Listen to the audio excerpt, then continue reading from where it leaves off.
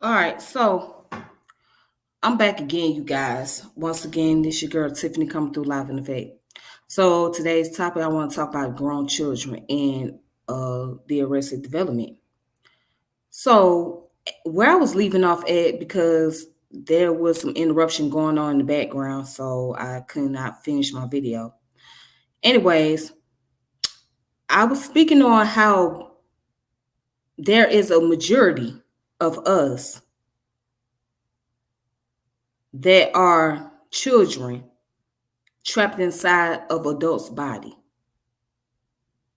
And I see it's very common, especially in the Black community, which is sad to say, but I have to be honest. And I see it very often with grown women. I do. I see that because I see when I see women, Black women carrying on and acting out and being ratchet, ghetto, and all that shit. What I see is children operate in adults' body. I mean, it's like that with the adults, but it's very common when I see it with Black women. And I'm gonna tell you why I say that. Because many don't know how to function as adults. You physically grown, as far as your physical attribute is concerned, you look like a grown-up, but mentally your mind is not there. Emotionally, you're not there.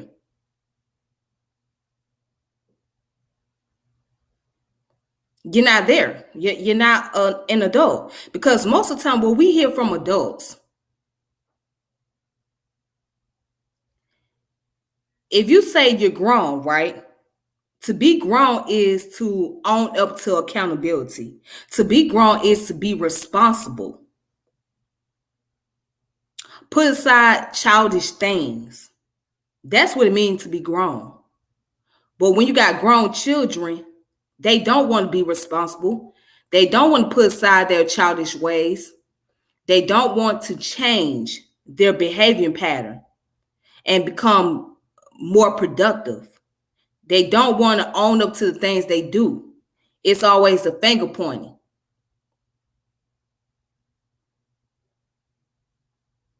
But throughout humanity, there's going to be grown children versus adults. Now, we all have some immature ways about ourselves. Okay? We do immature things at times. We can do that. But when it gets to the extent to where you just totally immature, and you're lacking productivity, then that's a different story right there. That's a whole nother story. Now, if you don't know what I mean about the concept of arrested development and grown children, I'm going to combine these two together because they go hand in hand. So what I'm going to do is I'm going to show you what I mean by arrested development. Give me a moment. All right. Now, what is arrested development? The term arrested development has a multiple meaning for over 200 years. In the field of medicine, the term arrested development was first used circa 1835 through 1836 to mean a stoppage of physical development. The term continues to be used in the same way in literature. Ernest Hemingway used the term in The Sun Also Rises, published in 1926, on page 51. Harvey tells Cone, I misjudge you. You are not a moron. You're only a case of arrested development. In contrast, the UK's Mental Health Act of 1983 used the term arrested development to characterize a form of mental disorder comprising severe mental impairment, resulting in a lack of intelligence. However, some researchers have objected to the notion that mental development can be arrested or stopped, preferring to consider mental status as developing in other ways in psychological terminology. Consequently, the term arrested development is no longer used when referring to a developmental disorder in mental health. In anthropology and archaeology, the term arrested development means that a plateau or development in some spheres has been reached. Often it is a technological plateau, such as the development of high temperature ceramics, but without glaze because of a lack of materials, or copper smelting without development of bronze because of a lack of tin. Now, as you can see, it's referring to different terminologies, but the one that I'm talking about deals with the psychology. Okay. This is what I'm talking about right here, where I got it highlighted. The psychology.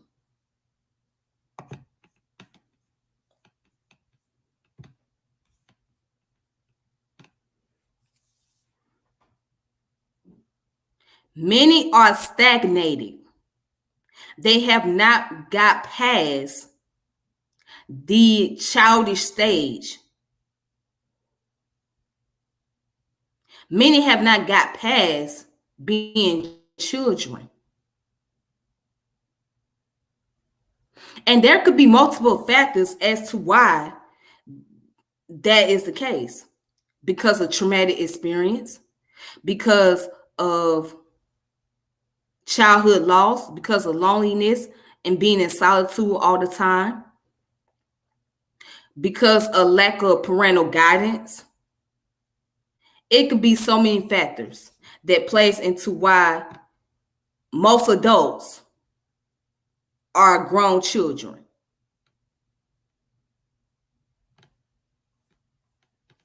And let me also point this out real quick, because I want to show something else. Let's look at Arrested Development Emotional Intelligence Training, Weebly.com. All right. So right here, what is arrested emotional development? Even though physically mature is inevitable, emotional maturity is not. I observed that the vast majority of people are stuck in their emotional growth process somewhere in their adolescent years. Addiction, greed, immaturity, fear, blame, shame, resentment, anger, confusion, and suffering can all sign of arrested emotional development. When we get stuck in our emotional development, we cease to learn how to take. Hold on. I'm about to read this part again. I stopped right here for a minute. I did that for a reason. Addiction, greed, immaturity, fear, blame, shame, resentments, anger, confusion, and suffering can all signs of arrested emotional development. When we get stuck in our emotional development, we cease to learn how to take responsibility for our actions and our lives. We get stuck at the point of some trauma that happens in our life that we don't know how to let go of or to process.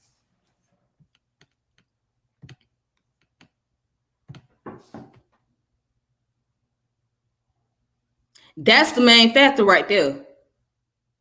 So arrested development can also be associated with emotions, because there's no emotional growth with certain individuals. They're stuck. They hold on to victim mentality. They hold on to victim behavior as a security, as a way from dealing with the reality of things, as a way from being held accountable for one's action. They don't know how to let things go. It's always, oh, well, when I was growing up, didn't nobody teach me this. When I was growing up, didn't nobody show me this. When I was growing up, this had happened to me. Somebody did this to me. It's always come from a victim standpoint. It's always a victim position. It's not from an adult position. But these are individuals that holler out, I'm grown. I am an adult. I can do what I want to do. Okay, you do what you want to do, but do you have the mental capacity to deal with the consequences of your own action? Do you have the capacity to own up to what you do? Because if you don't, then you're not really adult like you claim to be. Do you have the capacity to take criticism? Do you? Whether it be good or whether it be harsh, do you have that mental capacity? Because if you don't, you're not an adult.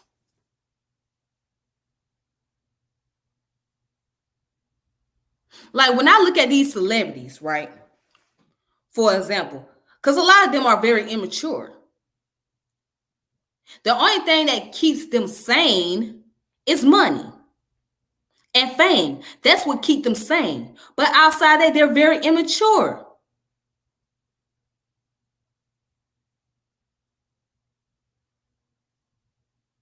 You know, here's the thing. Like for example, let's say somebody put out music, right? Okay, somebody put out music, put out a song or whatever, and they get mixed reviews. They get people who say they like the song, they like it because it's motivating, encouraging, and things like that.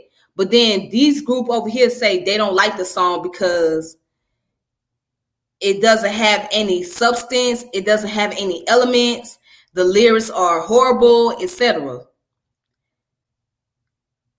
They're so quick to demoralize and attack people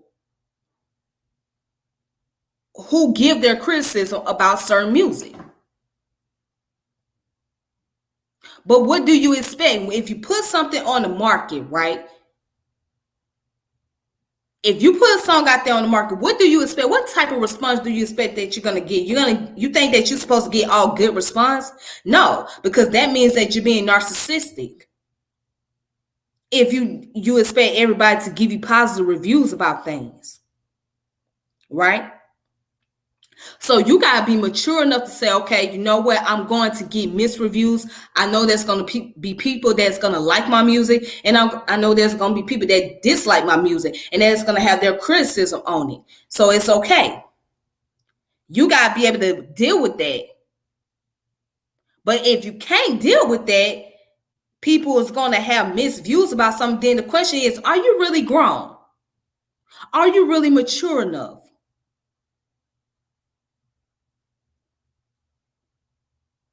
Like with Cardi B, for example, I gotta say this. I'm not a Cardi B fan, so I don't give a damn. But when I look at Cardi B, I just look at a annoying ass kid. That's what I see. I don't see a grown ass woman. I see a kid that's annoying as fuck. In my opinion. Well, she got mad when people gave their criticism about her song WAP.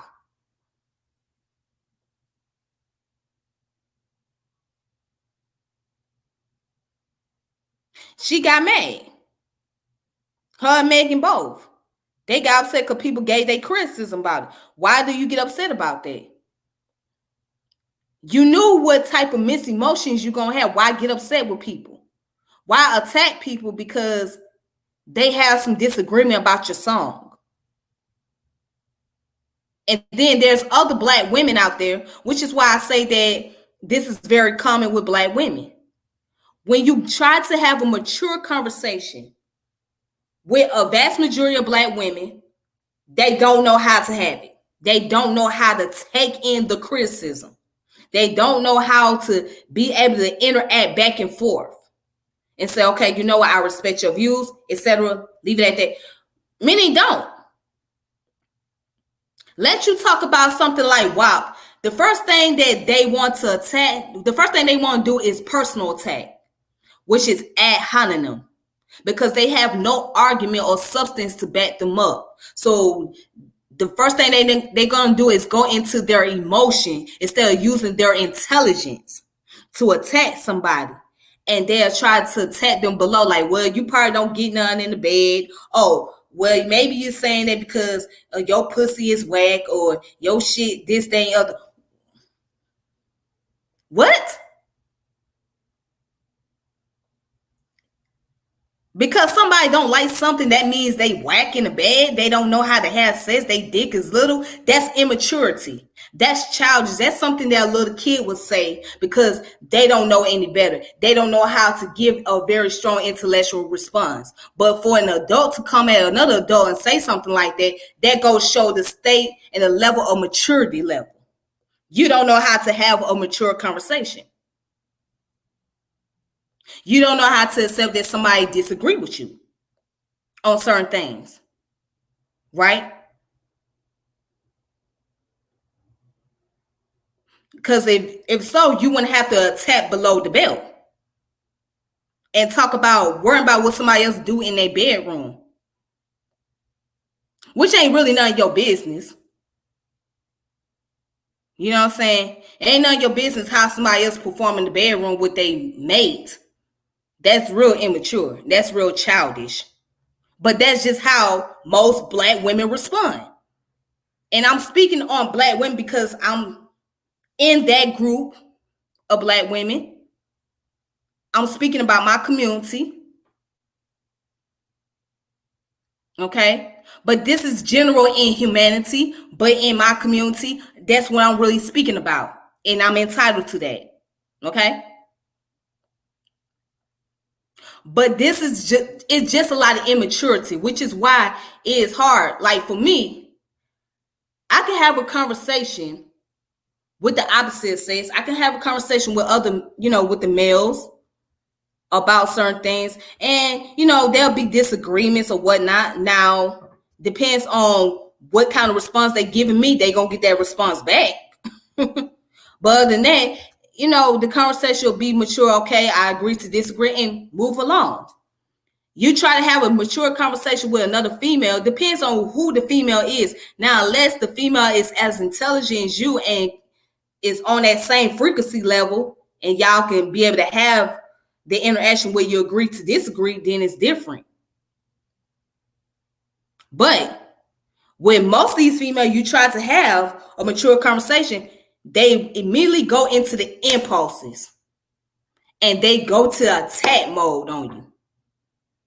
So that's one of the reasons why I kind of step away. I step back when I try to have conversation with other Black women, because I say to myself, well, you might not want to do that. You might just sit back and just analyze their behavior. And what I came up to the conclusion, grown children being in an adult's body.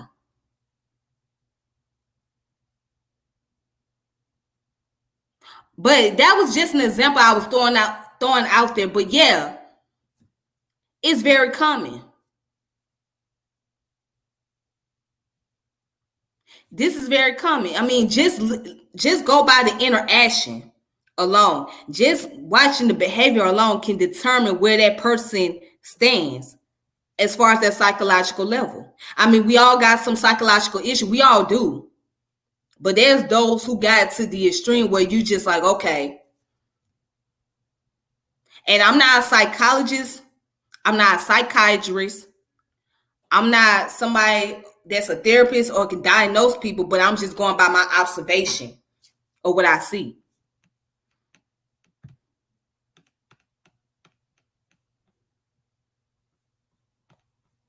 All right. Now let's go to another source right here. Oh, get this off of here. Okay.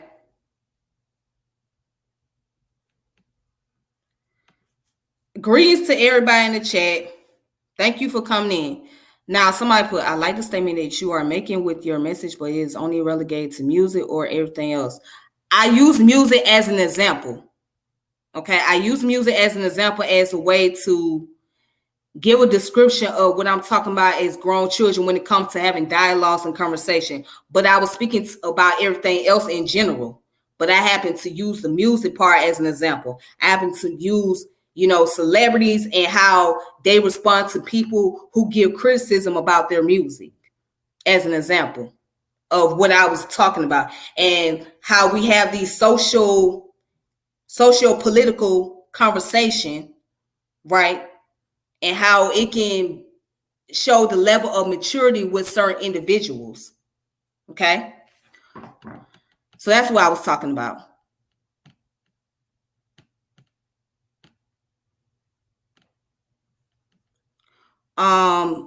Let's look at Erik Erikson stage of psychosocial development. I thought this was very interesting.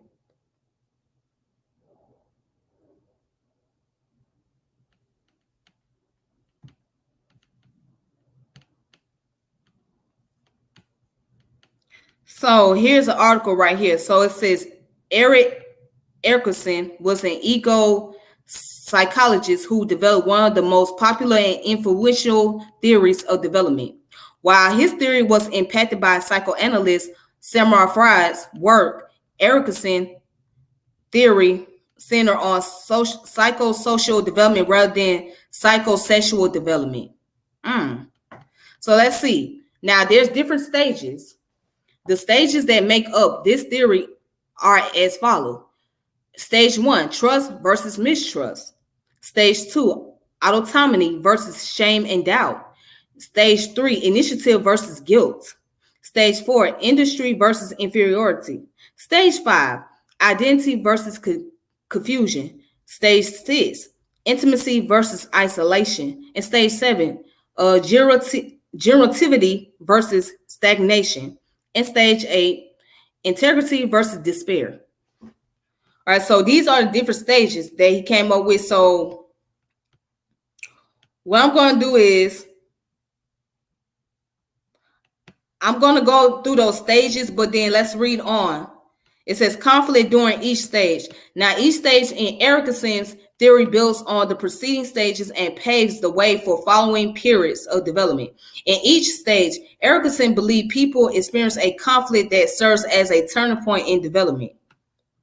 In Erikson's view, these conflicts are centered on either developing a psychological quality or failing to develop that quality. During these times, the potential for personal growth is high, but so is the potential for failure. All right. If people successfully deal with the conflict, they emerge from the stage with psychological strengths that will serve them well for the rest of their lives. If they fail to deal effectively with these conflicts, they may not develop the essential skills needed for a strong sense of self. Check this out. Mastery leads to ego strength.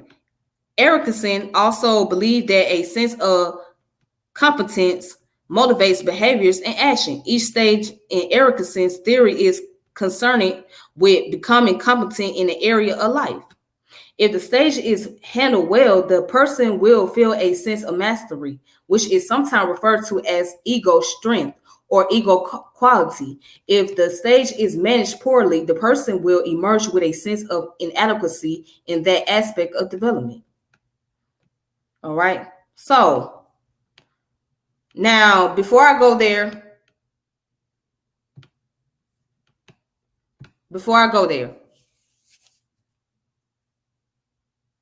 this does ties in to the topic in itself. This ties into the topic only because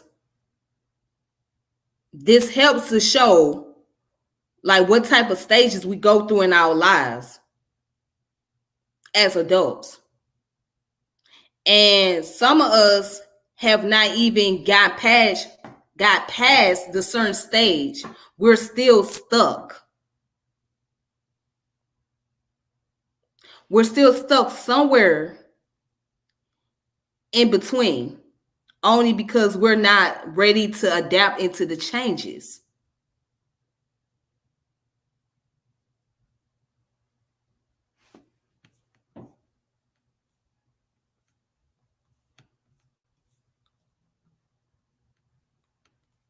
And I put the black woman you are talking about, what do you think make them that way? Okay, so when I use the term black women, I'm speaking from my experience being around my own people in my environment. What impacts them, a lot of them have gone through traumatic experience. A lot of them have gone through relationship turmoils. A lot of them have a lack of discipline. And I'm gonna be honest, a lot of them do have a lack of discipline, and they have not had the rite of passage or somebody to really guide them and show them where they need to correct their error, their attitude, whatnot.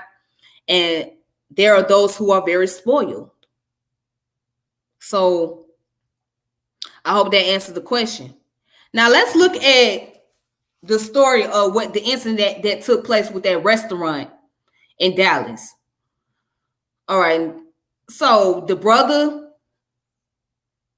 had to tell these women 2 or 3 times to not stand on the furnitures, okay? And not to lean against the glass and twerk, because other people around them are eating and dining in the area. They're trying to enjoy their meal, right? And also for liability's sake.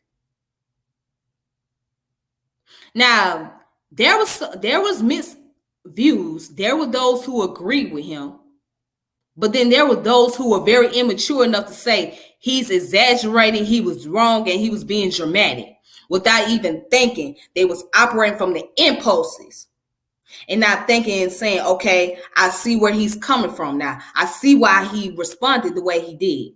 He did that because he was talking from a liability issue. And 2, he don't want any damages done with his furniture. All right. So he had to come to a group of women and tell them multiple times, hey, do not stand on my furniture. Or, don't stand on the furniture. Please don't lean against the glass. Please don't do this. Please don't do that. Now, after so many times and your patience running out, then you have to go off. So right then and there, that lets me know that he was talking to some grown-ass children. He wasn't talking to adults, because adults would just know automatically not to stand on no damn furnitures and not to lean on it. They would comply. They would say, okay, we apologize about that. I'm sorry. We don't mean to interrupt those around us. That's being an adult. But grown children would cuss you out, want to fight you, and want to say fuck you and all this other stuff, and just want to operate from the emotional standpoint instead of just complying with the rules or just getting up and leave and say, you know what, let me go ahead and leave and go somewhere else, because obviously this is not the place for us to do that, so we need to go somewhere else. No, they want to make things difficult. That's being a damn child. That's childish. That's what children do. Children do shit because when they can't have their way, they gonna throw a temper tantrum. And obviously in this case with this brother, the black women that he was addressing, they threw a temper tantrum at him, which is why he eventually got fed up and said, you know what, the hell with this. I'm going to address this. I'm going to let it be known. And if they got an issue with it, they can go somewhere else. Simple as that. They can go somewhere else.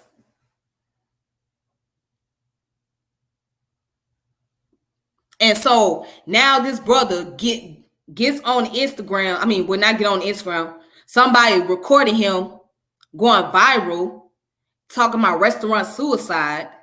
And obviously, after the video came out, his business was booming. So obviously, he did something right. He did something correct. But somebody wanted to see his downfall, which is, once again, that's immaturity. That's grown children operating as adults. That's immaturity. All because you can't comply with one simple rule. Don't stand on the furniture. Don't lean against the glass. Because if the glass breaks and you fall and you bust your behind, somebody's going to be liable. If you get hurt, somebody's going to be liable. That's how you think as an adult. Okay, well, maybe I don't need to stand on this because I don't want to hurt myself and I don't want to sue somebody. Many don't think like that. They're children. They're grown-ass children throwing temper tantrums for no apparent reason.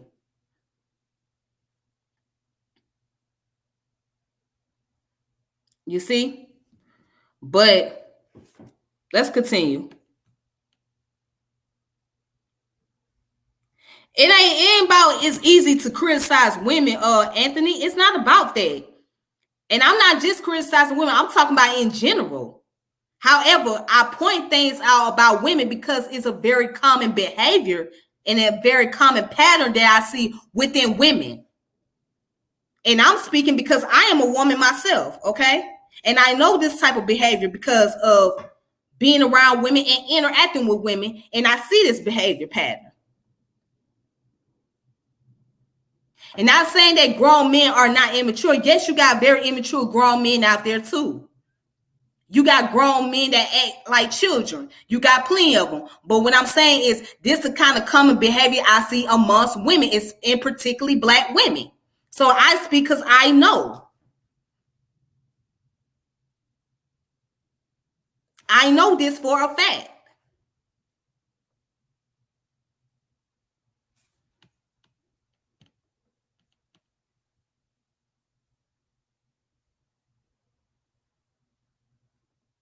That brother did not say nothing about his restaurant being a strip club. It's not a strip club. His place of establishment is a restaurant, okay, where people go and dine in. It's not a strip club.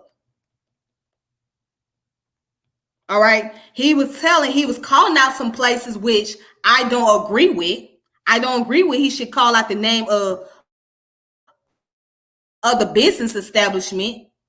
But he was calling them out just to tell them that, hey, there's a place that you can go and you can get turned up. You can stand on furniture. You can do what you want. But this is a restaurant. You can't do that. And he has that right. I absolutely agree. That's very mature of him. He was grown. But because other people operate off their impulses and they're not able to receive the criticism, or they're not able to receive the fact that he's a business owner and he has the right to make the rules, they're angry with him. They're trying to sabotage him. But anyways, let me go ahead and get on to the next one because I don't want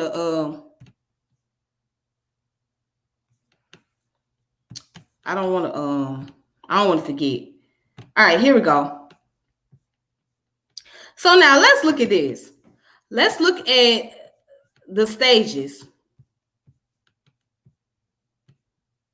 Trust versus mistrust. The first stage of Erikson theory of psychosocial development occurs between birth and 1 year of age and is the most fundamental stage in life because the infant is early dependent. Developing trust is based on the dependency and quality of the child's caregivers. At this point in development, the child is early dependent upon adult caregivers for everything they need to survive, including food, love, warmth, safety, and nurturing. If a caregiver fails to provide adequate care, love, the child will come to feel that they cannot trust or depend upon the adults in their lives.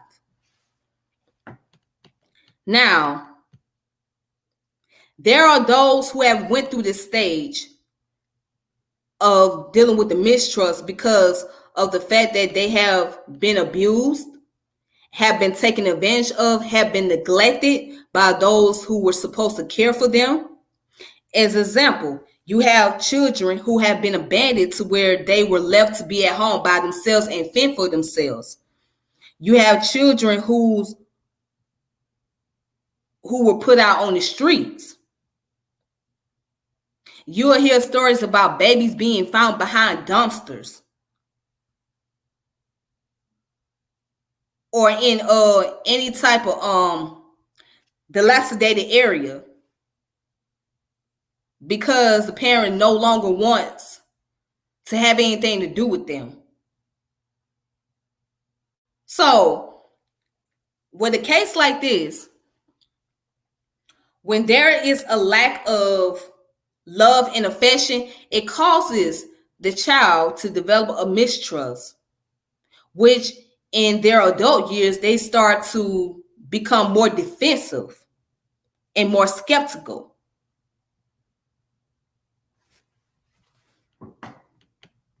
And see right here, it says, if a child successfully develops trust, the child will feel safe and secure in the world. Caregivers who are inconsistent, emotionally unavailable, or rejecting contribute to feelings or of mistrust in the children under their care. Failure to develop trust will result in fear and a belief that the world is inconsistent and unpredictable. All right. Then it goes on right here to say no child is going to develop a sense of 100% trust or 100% doubt.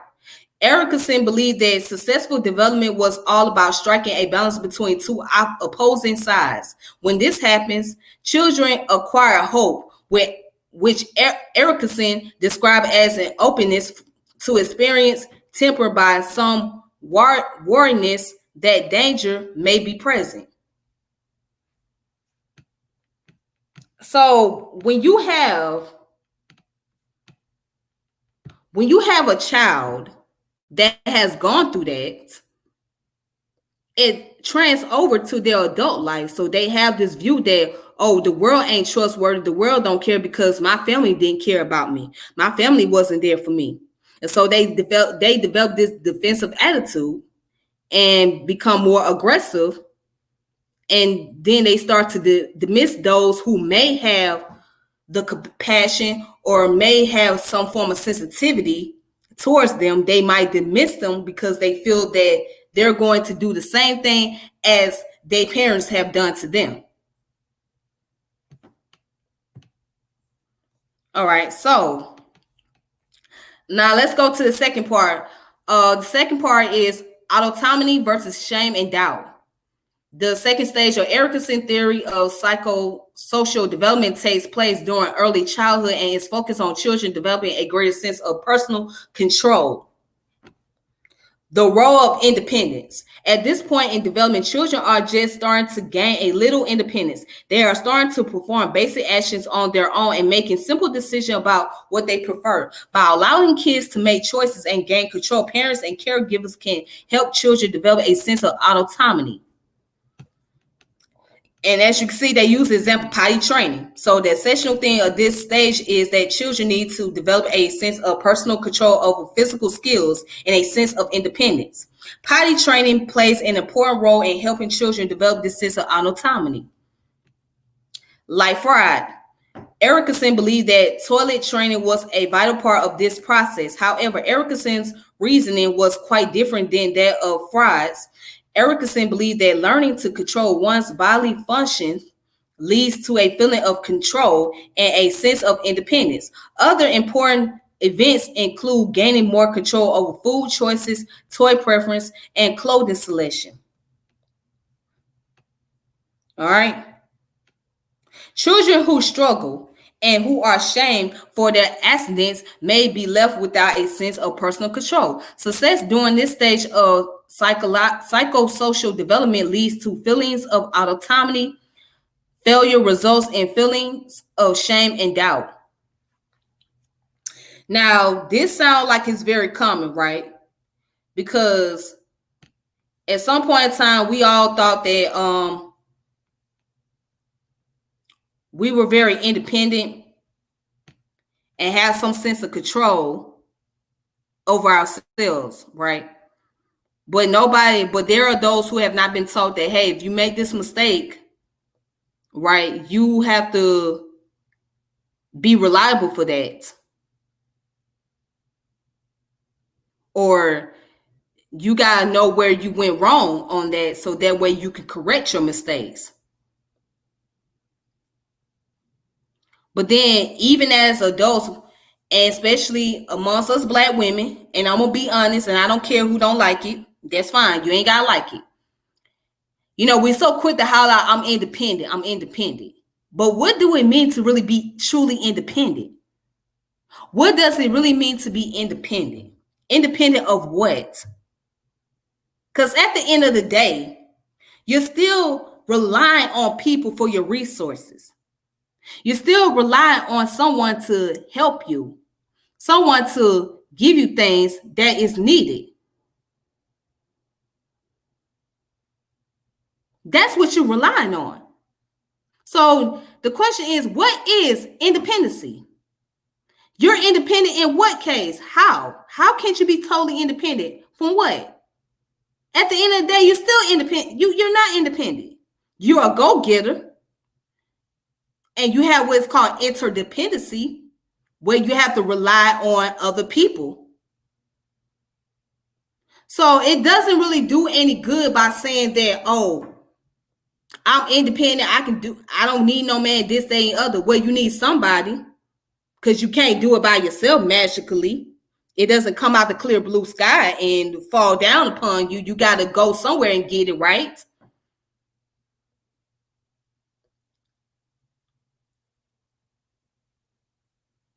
So where does that lie? I mean,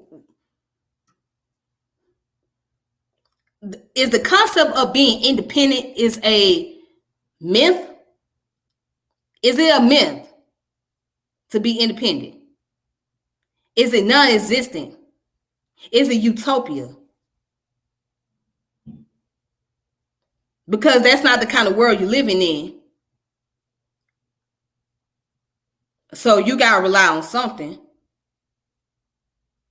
right? But as children, you learn how to do certain things on your own without being told so many times to do it. So just like when you have to go to the restroom and you know that you need to do the number one or the number two or both or whatever, you don't need an adult to always tell you, hey, go to the bathroom and do the number one or do the number two. You will know automatically that you got to go to the bathroom because your brain is processed enough to tell you, get up and go to the restroom. Right? Okay. But here it is. Here's another thing I'm about to strike a nerve on. For those who say they independent, right? Let's just say you got, say you get some money. Say you got paid on a Friday. And you know you're supposed to pay your bill. You know you're supposed to pay your rent. You know you're supposed to pay your utilities. You know you're supposed to pay your car note. And all these things that needs to be taken care of, right? But instead, you go and take your money and go out and party, go get your hair done, go get your nails done, right? So you got a $1,500 check and you spend about $500 on nails, hair, clothes, and shoes, but not taking care of your utilities, your rent, your car note, your mortgage, your insurance, etc. Now, where was your independency at in this case? Where was your autonomy at in this case? Where was it? So which one? I mean, because you would know that you have a priority to take care of first before you go take care of your wants. You got to take care of your needs because you know you need somewhere to stay. You know you need lights on. You know you need running water. You know you need your gas on. You know you got to have your car. So why would you reject that responsibility to go buy material things? And same for the guys. Let's say you know you got to take care of all this, but you spend some money putting rims on your car or buying jewelries or buying a PlayStation 5 or buying all this other material stuff. You're not programming into your mind that you got to take care of your needs first. Because you're looking at your wants. You're too busy trying to impress somebody or trying to look good. But then when the reality comes that you're behind, you're 3 months behind on your rent or 2 months behind on it. Somebody about to come and repo your car. So now what do you have to fall back on?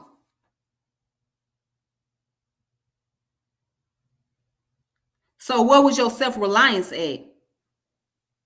So now you're out here asking for help because you did not take care of your business that you were supposed to take care of, because you're too busy trying to buy up material and not trying to take care of your necessities. Interesting, right? All right, so let's go on to the next. So I'm gonna make it real fast. I'm gonna try to be as fast as I can. So it's called the initiative versus guilt. The third stage of psychosocial development takes place during the preschool years. At this point in psychosocial development, children begin to assert their power and control over the world through through directing, play, or other social interaction. Children who are successful at this stage feel compatible and able to lead others. Those who fail to acquire these skills are left with a sense of guilt, self-doubt, and lack of initiative.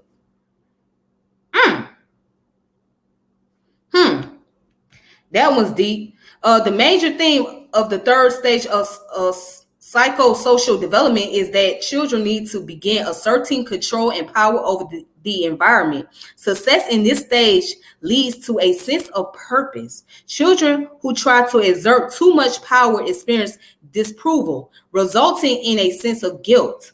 When an ideal balance of individual initiative and willingness to work with others is achieved, the ego quality known as purpose emerges.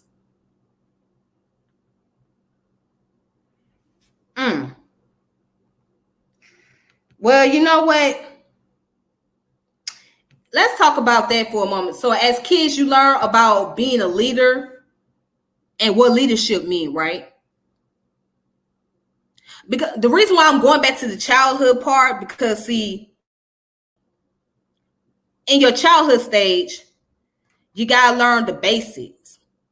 And then as you become an adult, you start to advance from those basics, right? But as a child, you learn the things that are basics that are very rudimentary. So you go from the rudimentary stage to the advancement level. That's all you're doing. But let's look at the concept of leadership. You learn leadership at a young age, right? Let's say you are the oldest sibling and all the rest of your siblings is younger than you. So say like you're 8 years old and you got a younger brother or sister that's 5, 4. All right, so when mommy needs help, you're going to become mommy's big help, right? You're going to make sure your little brother and sister is clean up their room or making sure that they put their trash in the trash can. They're going to put their toys away. You make sure that they're outside playing, right? So, usually the older sibling is like protective of their younger siblings. They pretty much set the example. All right. So the younger sibling looks up to the older one as the example of leadership. When mommy and daddy is not watching or it's not there. So you might hear the older one say, hey, stop doing that. Hey, didn't mommy say don't do this? Hey, didn't daddy say don't do this?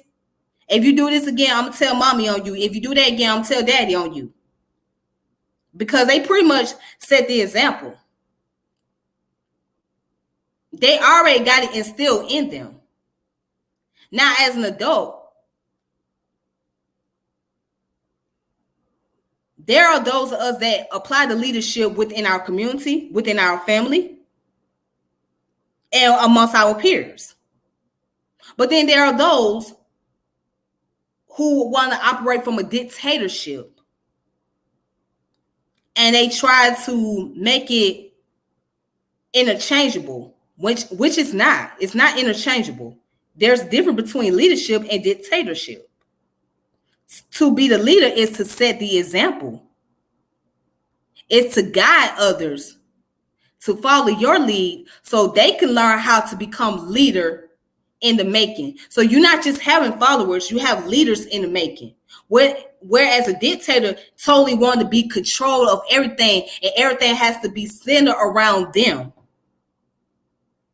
They want to be looked at as a higher figure, as some form of deity, as some type of god. They want to be worshipped.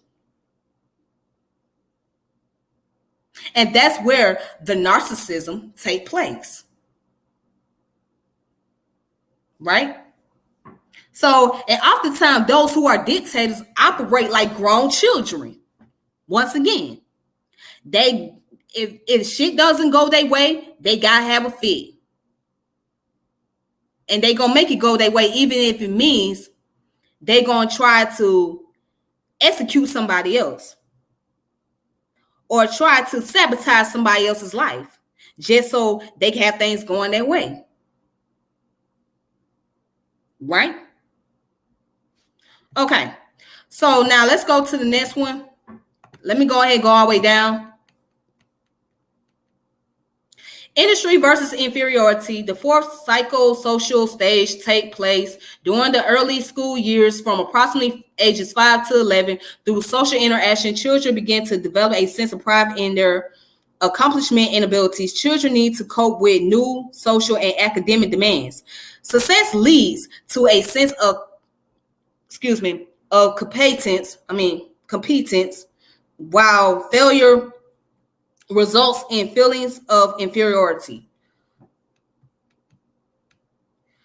All right, so here the outcome. Children who are encouraged and commanded by parents who teach and teachers develop a feeling of competence and belief in their skills. Those who receive little or no encouragement from parents, teacher, or peers will doubt their abilities to be successful. Successfully finding a balance at this stage of psychosocial development leads to the strength known as competence, in which children develop a belief in their abilities to handle the task set before them. All right, so let me go ahead. Let's continue because I can't. I want to hurry up and get through this. So now let's go to stage 5, identity versus confusion. The fifth psychosocial stage takes place during the often turbulent teenage years. This stage plays an essential role in developing a sense of personal identity, which will continue to influence behavior and development for the rest of a person's life. Teens need to develop a sense of self and personal identity. Success leads to an ability to stay true to yourself, while failure leads to role confusion and a weak sense of self. During adolescence, children explore their independence and develop a sense of self. Those who receive proper encouragement and reinforcement through personal exploitation will emerge from this stage with a strong sense of self and feelings of independence and control. Those who remain unsure of their beliefs and desires will feel insecure and confused about themselves in the future.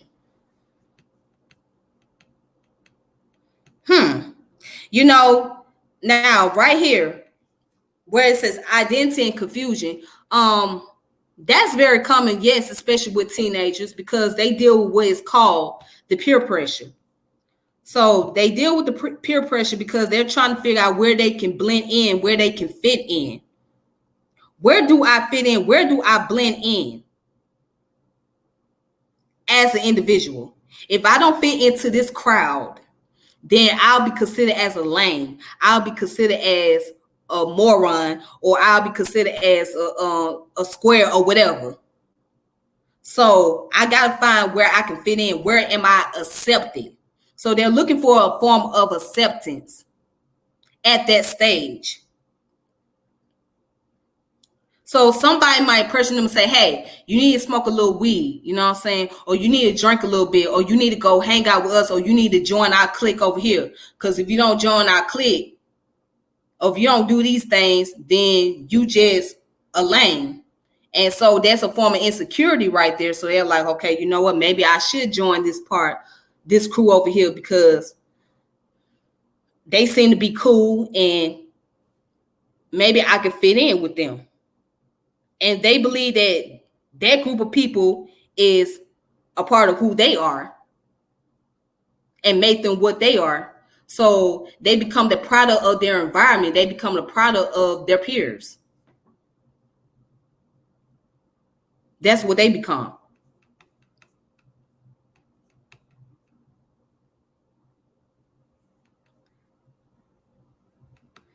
Look here, who is this? Let me make this comment to Snuggle688. Watch your tongue talking about the video game carousel like that, okay, young lady? Man, let me say this to you. I'm gonna say this, and excuse my language. Fuck them carousel. Fuck them carousel. Fuck the PlayStation 5. Fuck all that shit. Okay, that shit don't mean nothing. That shit is insignificant. All right, it's just a fucking material. And I said what the fuck I said. I don't care if you like PlayStation 5. All right, fuck it. How you like that? How you love that? Yeah, fuck it. It's material. You spend $500 on a fucking material and not take care of your priorities. Yeah, you're a grown child. You're a grown child. You're now an adult. That's what children do. Adult would know that, hey, I got to take care of my rent and take care of my utilities before I take care of buying a PlayStation 5. So fuck the PlayStation 5. Say it unapologetically.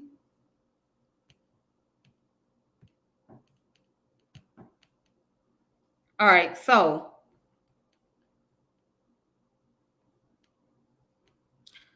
now let's go down to intimacy versus isolation. Young adults need to form intimate, loving relationship with other people. Success leads to strong relationship, while failure results in loneliness and isolation. This stage covers the period of early adulthood when people are exploring personal relationship. Erickson believed it was vital that people develop close, committed relationship with other people. Those who are successful at this step will form relationships that are enduring and secure. And says this also, remember that each step builds on skilled learning in previous steps. Erickson believed a strong sense of personal identity was important for developing intimate relationships. Studies have demonstrated that those with a poor sense of self tend to have less committed relationships and are more likely to struggle with emotional isolation, loneliness, and depression. Successful resolution of this stage results in virtue known as love. It is marked by the ability to form lasting, meaningful relationships with other people. All right, so here it is with this stage right here.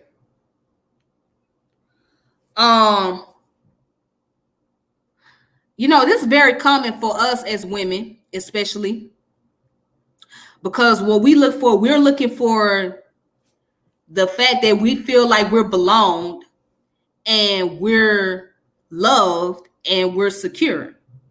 So what we look for, we try to find these qualities in men to give us some form of security, some form of intimacy, cater to our emotions and make us feel special.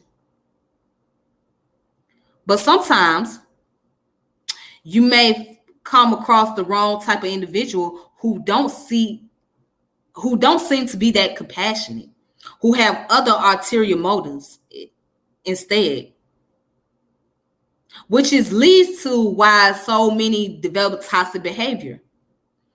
So you got women who start to become very toxic because they have been gaslighted by the men they loved, and they have been taken advantage of.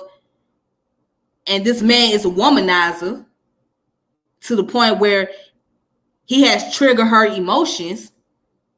And once he triggered her emotion, it controlled her psychology to where she becomes belligerent and acting out because that man could not give her the security that she was looking for, that she wanted. So with that being said, she takes her anger out on other people. And so the next guy that might come into her life and want to show that security and intimacy, she doesn't know how to accept them. So she's going to take that anger from the previous relationship and breaking into the new relationship. Or that man may have had a woman who he thought that was his backbone, his support system, but she only wanted one thing from him and left him for dead and had a relationship with another man who can offer her more than what he was able to offer. So now he started to develop a distrust in women. And so he takes advantage of other women and take advantage of their emotion only because he doesn't want to show his weakness and he doesn't want them to have power over him anymore. So he has to secure himself by operating from the ego standpoint. Right? So yes. So that stage is pretty vital and very common in relationships. Now let's go to generative and stagnation. Adults need to create or nurture things that will outlast them, often by having children or creating a positive change that benefit other people.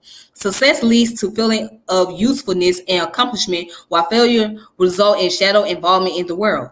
During adulthood, we continue to build our lives focused on our career and family. Those who are successful during this phase will feel that they are contributing to the world by being active in their home and community. Those who fail to attain this skill will feel unproductive and uninvolved in the world. So this is common right here.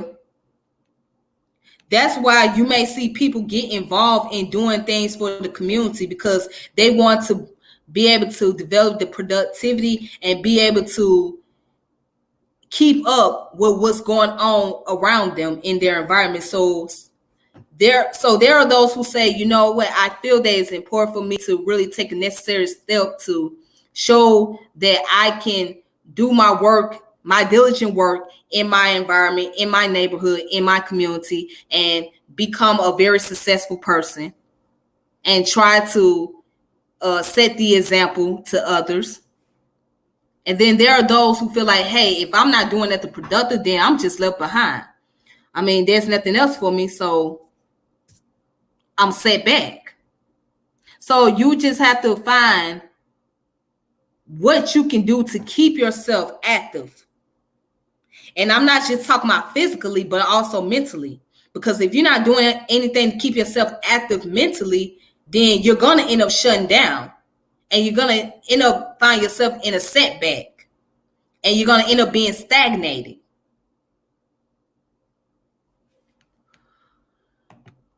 All right, so let's go ahead to the final stage. Integrity versus despair. The final psychosocial stage occurs during old age and is focused on reflecting back on life. At this point in development, people look back on the events of their lives and determine if they are happy with the life that they live or if they regret the things that they did or didn't do. Erickson theory differed from many others because it addressed development throughout the entire lifespan, including old age. Older adults need to look back on life and feel a sense of fulfillment. Success at this stage leads to feelings of wisdom, while failures result in regret, bitterness, and despair. It says, at this stage, people reflect back on the events of their lives and take stock. Those who look back on a life they feel was well lived will feel satisfied and brave to face the end of their lives with a sense of peace. Those who look back and only feel regret will instead feel fearful that their lives will end without accomplishing the things they feel they should have. And it says those who are unsuccessful during this stage will feel that their life has been wasted and many experience many regrets. The person will be left with feelings of bitterness and despair. Those who feel proud of their accomplishment will feel a sense of integrity. Successfully completing This phase means looking back with few regrets and a general feeling of satisfaction. These individuals will attain wisdom even when confronting death. Now that's deep. Now the last part is very deep only because when you get to that final stage of your life or when you get older, you might have that retrospect. You might look back and say, well, you know what? I could have done this differently. I wish I knew then what I knew now. Because it would have changed. But by the time you get to that stage in your life, you really can't go back and change the things that you have done. You can only push forward, or you can only prepare yourself to your next journey. Once you leave this earth, wherever you go. So some people get to that stage. Well, a lot of people get to the stage where they trying to find peace. They trying to find serenity. Now, when you become an older adult, that's when you really start to go back in your childhood state of mind. Because you notice a lot of people, when they get older, they have dementia.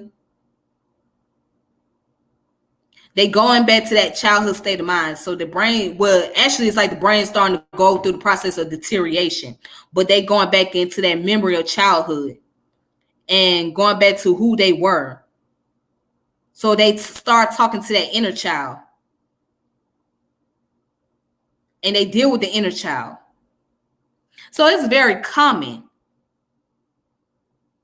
at this stage with older adults or people who start to become more wise once they go through the spiritual process.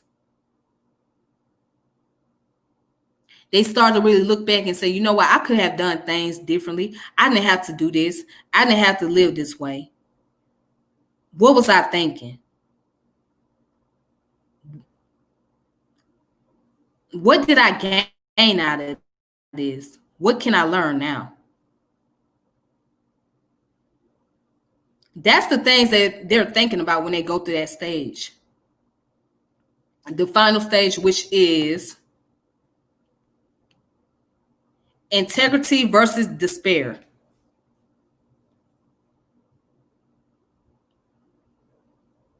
So I'm going to stop right there.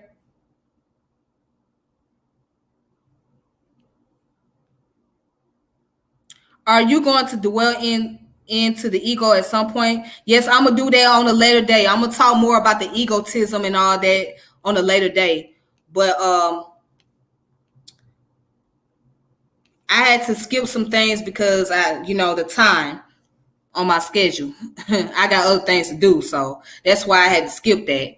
Well, I didn't skip it, but I read it and I had to go past it. But I'm going to spend more topic about the egotism because that's very important that we got to talk about egos and the false sense of how we categorize ourselves as far as the title that we giving ourselves.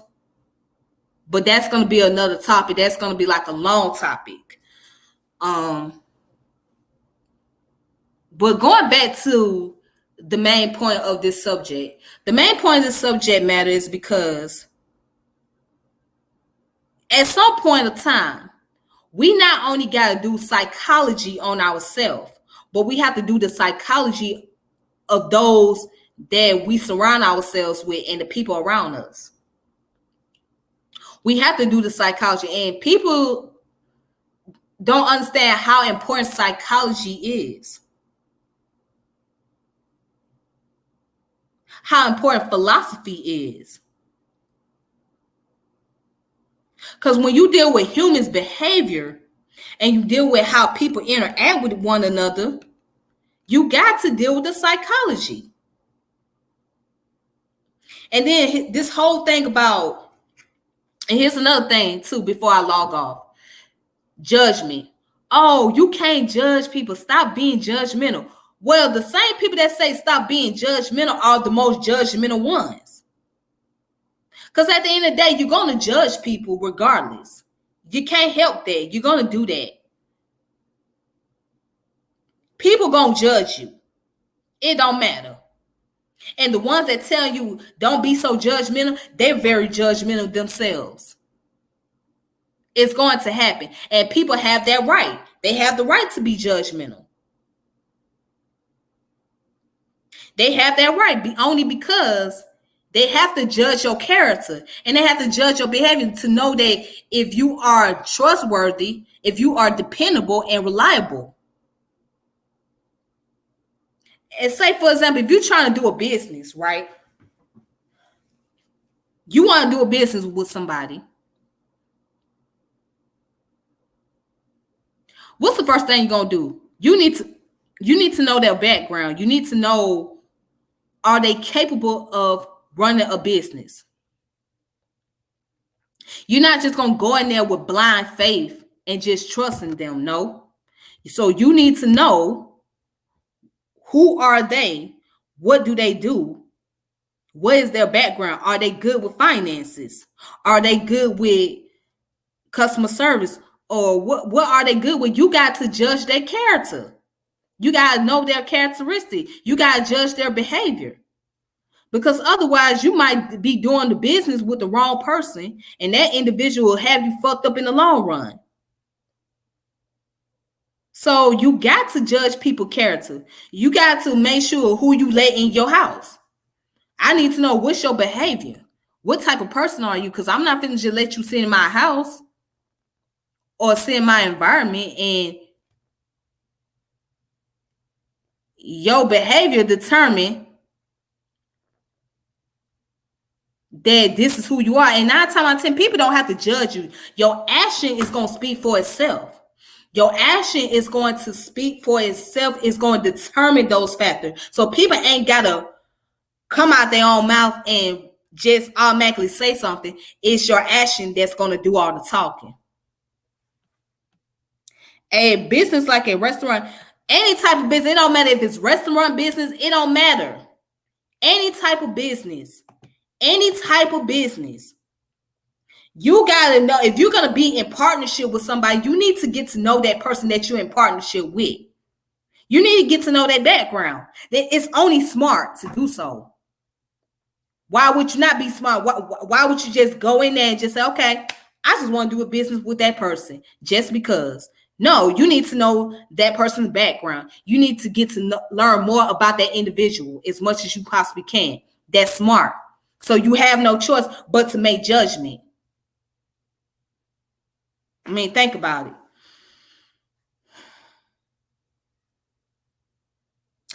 All right, so, child. Anyways, with that being said, you guys, that is all that I have for today on this video, on this topic. So I appreciate you all watching. And if you want to go ahead and share this video, you're more than welcome to do so. If you want to go ahead and subscribe to the channel, please do that as well. Hit the notification bell whenever I come on. So with that being the case, y'all have a good evening or good day or whatever your time zone may be. And I know some of you might have to go to work. Some of you might have to go out and take care of the business. You might have to run some errands. Whatever you got to do it. So I won't hold you up. But I thank y'all for coming through. All right. So with that being said, take it easy on yourself. May peace and power elevation be to you all. And until next time, it's your girl Tiffany, and I'm out. Deuces.